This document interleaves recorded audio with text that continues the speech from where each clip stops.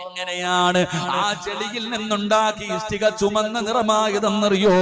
കത്തിക്കുന്ന ഒരു ചൂളയുണ്ടടാ ചെറുപ്പക്കാരാ, പച്ചവരകെട്ട് കത്തിക്കുന്ന ഒരു ചൂളയുണ്ട്. അതിന്റെ അടുക്കൽ ജീവിതത്തിൽ ഒരിക്കലെങ്കിലും പോയിട്ടുണ്ടോ? പോയവർക്കറിയാമെന്തു പ്രയാസമാണെന്ന്. എന്റെ വാപ്പാ കാളവണ്ടി കണ്ടിട്ടില്ലേ? അതാ ചുമട് വലിച്ചു കൊണ്ടുപോകുന്ന കാളയുടെ വായുദിനം പതയും നൊരയും ഇങ്ങനെ ഒഴുകുകയാ.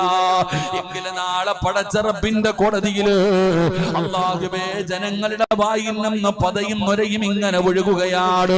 വയത് കേൾക്കാമെന്ന പെങ്ങള്